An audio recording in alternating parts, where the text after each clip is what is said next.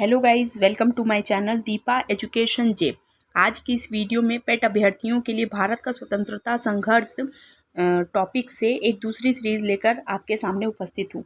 ये अब उन अभ्यर्थियों के लिए, पेट एग्ज़ाम के अभ्यर्थियों के लिए तो इम्पॉर्टेंट है, इसके साथ साथ वो सभी अभ्यर्थी के लिए ये वीडियो इम्पॉर्टेंट होगी जिनकी परीक्षा में इतिहास में भारत का स्वतंत्रता संघर्ष टॉपिक है, सिलेबस में इंक्लूड है। अगर ये स्पेशली अगर आपके टॉपिक आपके सिलेबस में इंक्लूड नहीं है, अगर भारतीय इतिहास है, तब भी ये वीडियो आपके लिए बहुत ही ज़्यादा इम्पॉर्टेंट होगी। तो लेट्स स्टार्ट। सबसे पहले मैं आपको बताती हूँ कि पहला अंग्रेज विरोधी संघर्ष किसके द्वारा शुरू किया गया था। तो पहला अंग्रेज विरोधी संघर्ष सन्यासियों के द्वारा शुरू किया गया था। यहाँ पर एक जो बात है वो इम्पॉर्टेंट ये है, देखिए भारत का स्वतंत्रता संघर्ष जो है ये उस परिस्थिति को बताता है कि किस तरीके से स्वतंत्रता के लिए अलग अलग क्षेत्रों में क्रांतिकारियों द्वारा अलग अलग क्षेत्रों में किस किस नाम से इसे जाना गया, क्यों कारण ऐसा बना कि जिसके द्वारा ये संघर्ष प्रारंभ हुआ और किस के द्वारा प्रारंभ किया गया, क्या उनका योगदान था। ये सारी चीज़ें जो हैं वो इसमें समझ में आएगी। तो सबसे पहला आप जानते रहिए, मैंने नोट बाय नोट ही से लिखवा दिया है कि पहला अंग्रेज विरोधी संघर्ष जो है वो सन्यासियों के द्वारा शुरू किया गया। ठीक, अब जब सन्यासियों के द्वारा शुरू किया गया है तो सन्यासी विद्रोह का उल्लेख बंकिम चंद्र चटर्जी के उपन्यास आनंद मठ में किया गया है। आप इससे आपके इस लाइन से आपके दो क्वेश्चन तैयार हुए। पहला चीज़ तो आप बता सकेंगे कि अगर आपसे क्वेश्चन ये पूछे कि आनंद मठ किसका उपन्यास है, आप बताएंगे बंकिम चंद्र चटर्जी का। अब सन्यासी विद्रोह मैंने आपको पहले बताया कि पहला अंग्रेजी विरोधी संघर्ष जो था वो सन्यासियों के द्वारा था। अगर आपसे पूछे कि सन्यासी विद्रोह का उल्लेख किस में मिलता है, आप बताएंगे आनंद मठ में मिलता है।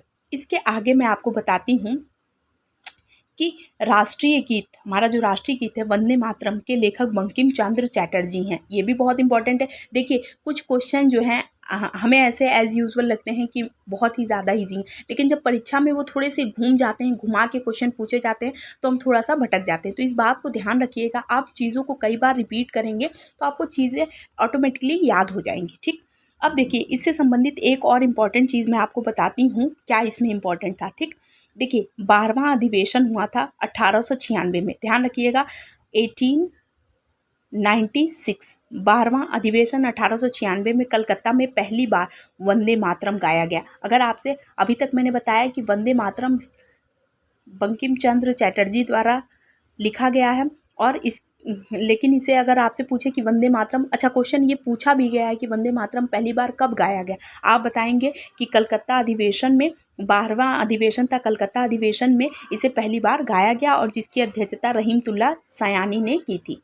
तो देखा कि आपके एक दो नोट पॉइंट से आपके 3-4 फैक्ट तैयार हो गए। सबसे पहले आनंद मठ किसका है, आप बताएंगे बंकिम चंद्र चटर्जी का। सबसे सन्यासी विद्रोह या सन्यासी संघर्ष किस में मिलता है, आप बताएंगे आनंद मठ में।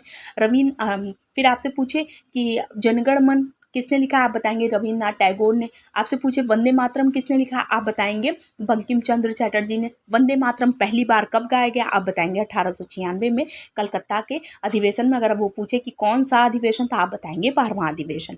ठीक, आगे है कि देखिए 1887 की बात करें। देखिए 1887 में दादा भाई नौरोजी ने भारतीय सुधार समिति की स्थापना की। ध्यान रखिएगा, देखिए उस समय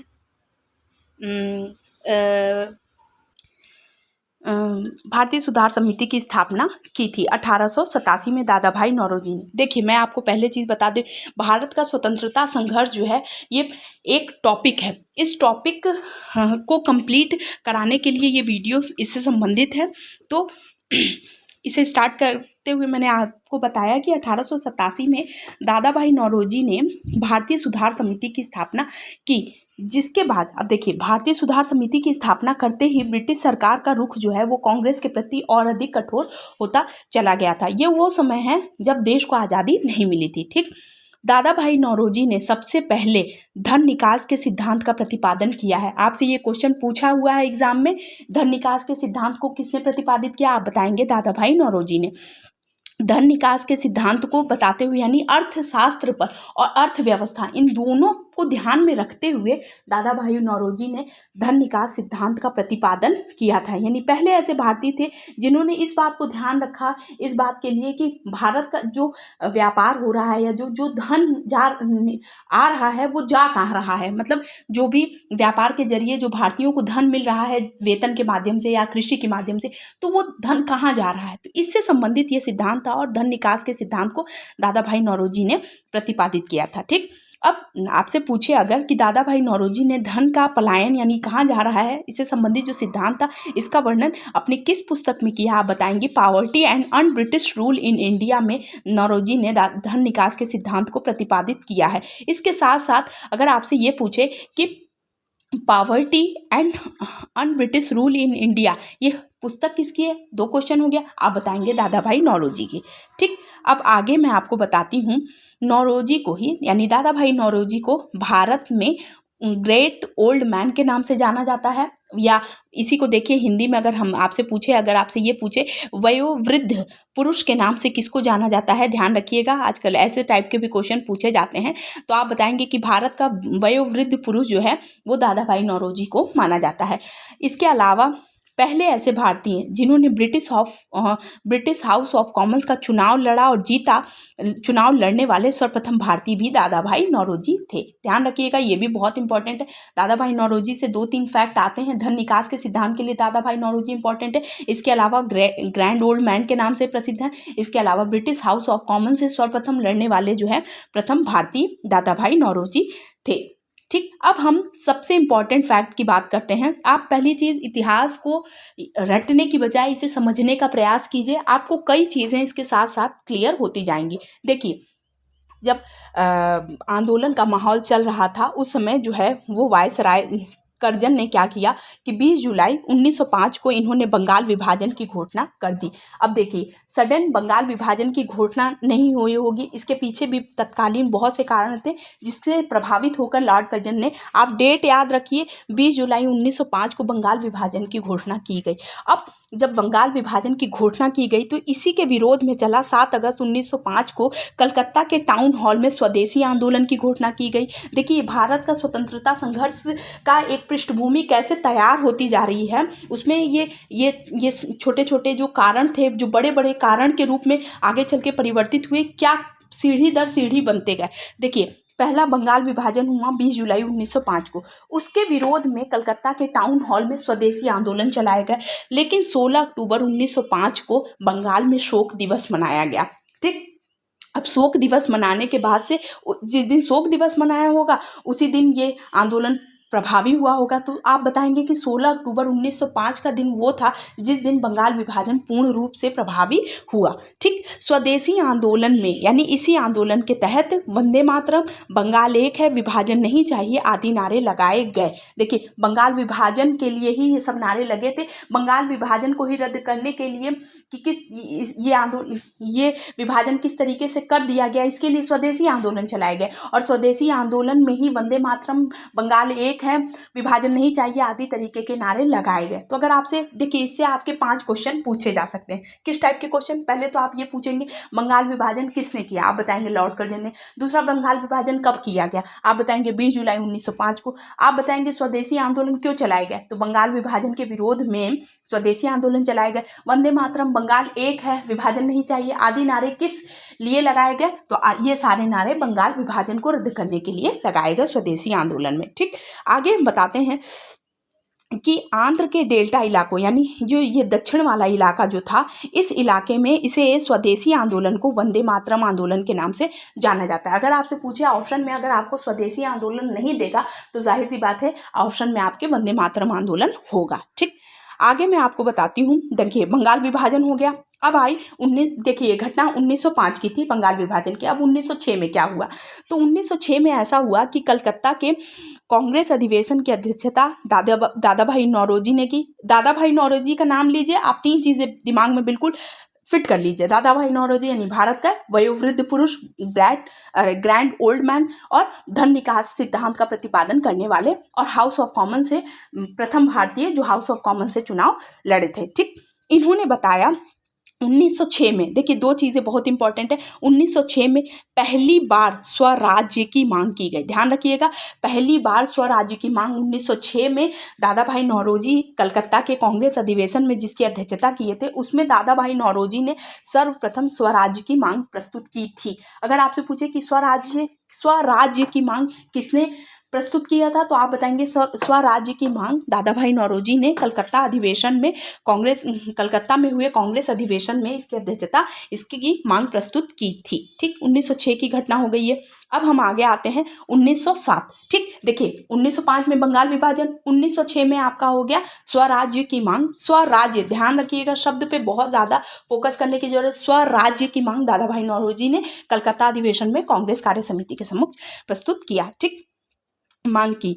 फिर 1907 में आया कांग्रेस का विभाजन। देखिए मैंने आपको पहले ही बताया कि जब बंगाल विभाजन हुआ उसी के तहत स्वदेशी आंदोलन हुआ। अब स्वदेशी आंदोलन के चलाने के तरीके को लेकर कुछ नेता ऐसा चाहते थे कि ये आंदोलन जो है इसे शांतिपूर्वक कुछ धर्म सभा करके या कुछ आयोजन करके, ऐसे मतलब शांतिपूर्वक तरीके से बिना लड़ाई झगड़ा के, लेकिन कुछ चाहते थे कि लड़ाई करके।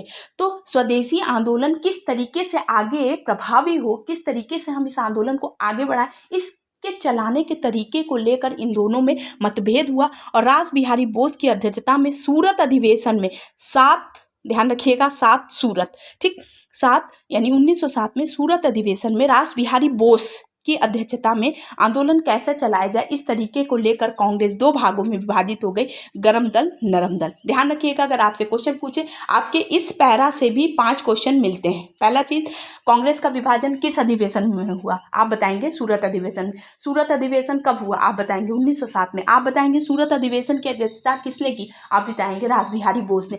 सूरत अधिवेशन में जो मतलब सूरत अधिवेशन में रास बिहारी बोस ने जिसकी अध्यक्षता की थी, उसका रिजल्ट या उसका परिणाम क्या निकला, तो कांग्रेस 2 गुटों में विभाजित हो गई, गर्म दल, नरम दल में। क्यों? क्योंकि स्वदेशी आंदोलन को कुछ नेता चाहते थे कि लड़ाई झगड़ा करके, युद्ध करके भाई लड़ाई किया जाए, क्रांति आंदोलन किया जाए, और कुछ शांतिपूर्वक तरीके से धर्म सभा करके, आयोजन करके, योजना बना के करना चाहते थे। तो इस कैसे चलाया जाए, इस तरीके को लेकर गर्म दल, नरम दल में कांग्रेस का विभाजन हो गया। तो आप बताएंगे कांग्रेस का विभाजन हुआ 1907 के सूरत अधिवेशन में। ठीक, आई होप आपको ये सारी चीजें क्लियर होती जा रही होंगी। फिर से 1905 बंगाल विभाजन, 1906 सूरत 1906 स्वदेशी आंदोलन के साथ साथ किस तरीके से चीजें स्थापित की गई, और 1907 सूरत अधिवेशन, और सूरत अधिवेशन में मैंने आपको पहले ही बताया 6 में स्वराज्य की मांग, 6 में स्वराज्य की मांग दादा भाई नौरोजी द्वारा, 6 में स्वराज्य की मांग, और 1907 में सूरत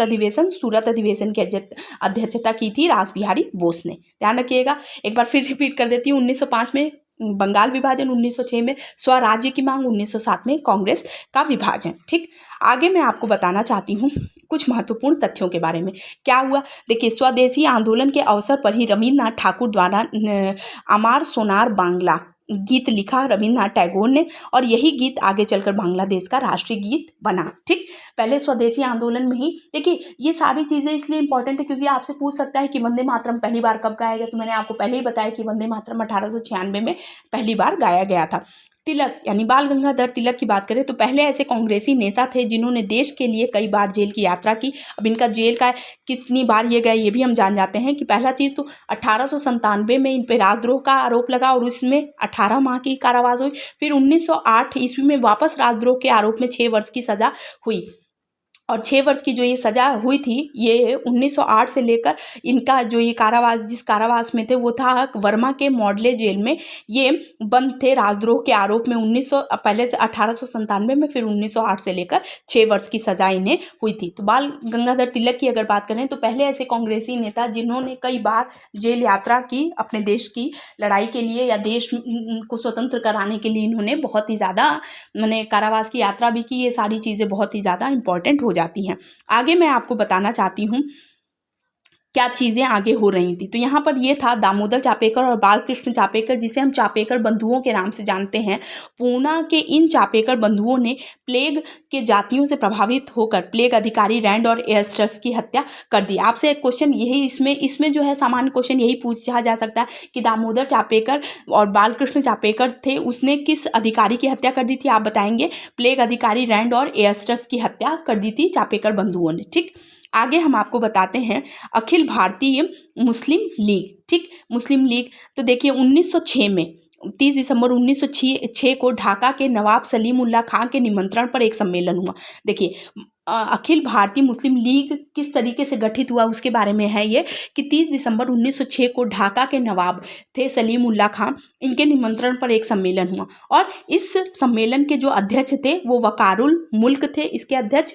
और इसी सम्मेलन में अखिल भारतीय मुस्लिम लीग का गठन किया गया और इस लीग का संविधान 1907 में कराची में बना। ध्यान रखिएगा, इस लीग का यानी अखिल भारतीय मुस्लिम लीग का संविधान जो था वो 1907 में हुआ था। अगर आपसे पूछे कि इसका अधिवेशन कब हुआ था तो पहली बार इसका अधिवेशन अमृतसर में हुआ था। और इस अखिल भारतीय मुस्लिम लीग जो थे वो बंगाल विभाजन जो हुआ था 1905 में, उसका इन लोगों ने बंगाल विभाजन का समर्थन किया। ध्यान रखिएगा, आपसे पूछ ले, 4 ऑप्शन दे दे और आपसे पूछ ले कि बंगाल विभाजन का समर्थन किसने किया था, उस 4 ऑप्शन में एक ऑप्शन आपका ये भी होगा अखिल भारतीय मुस्लिम लीग। तो आप बताएंगे कि अखिल भारतीय मुस्लिम लीग ने बंगाल विभाजन का समर्थन किया था। तो देखिए आप एक बार फिर से इसे शॉर्ट में रिपीट करती हूँ, आप 1905 की साथ साथ बोलते चलिए। 1905 में हुआ बंगाल विभाजन, 1906 में हुआ स्वराज्य की मांग, 1907 में हुआ कांग्रेस का विभाजन गर्म दल और नरम दल में, फिर 1906 में ढाका के नवाब सलीम अखिल भारतीय मुस्लिम लीग का गठन हुआ। और इसके अलावा अगर आपसे पूछे कि चापेकर बंधुओं ने किस प्लेग अधिकारी की हत्या कर दी थी तो रैंड और एस्टस की हत्या कर दी थी।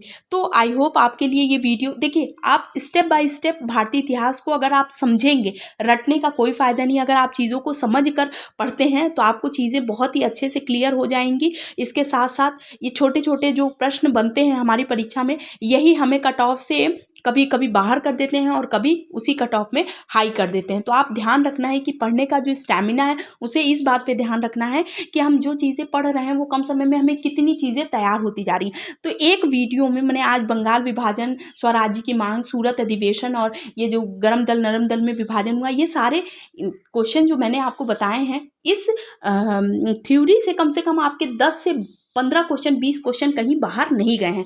तो ये वीडियो देखने के बाद से आपको ये जो सीरीज़ दूसरी है भारत का स्वतंत्रता संग्राम की सीरीज़ जो दूसरी है, इस दूसरी सीरीज़ को देखने के बाद से आपको 50% ये चीज़ें क्लियर हो जाएंगी। आगे की वीडियो में मैं आपको इसके आगे का बताऊंगी। आई होप आपको ये हैंड रिटन नोट से आपको चीज़ें समझ में आएंगी। प्लीज़ जो भी अभ्यर्थी कुछ मुझसे पूछना चाहते हैं तो प्लीज़ मेरे कमेंट सेक्शन में जाकर आप कमेंट कीजिए, मैं आपका आंसर का तुरंत, आपके क्वेश्चन का तुरंत आंसर करूँगी, तुरंत आपको रिप्लाई करूँगी। और जो भी कमी है, कुछ भी क्रिटिक्स देना है तो प्लीज़ आप कमेंट बॉक्स में दे सकते हैं। तो जो भी आपको कुछ पूछना है तो आप कमेंट सेक्शन में जाके कमेंट कीजिए। तो आई होप आपके लिए वीडियो बहुत ही ज़्यादा यूज़फुल होगा। तो प्लीज़ मेरे चैनल को लाइक कीजिए, सब्सक्राइब कीजिए, शेयर कीजिए। Thank you.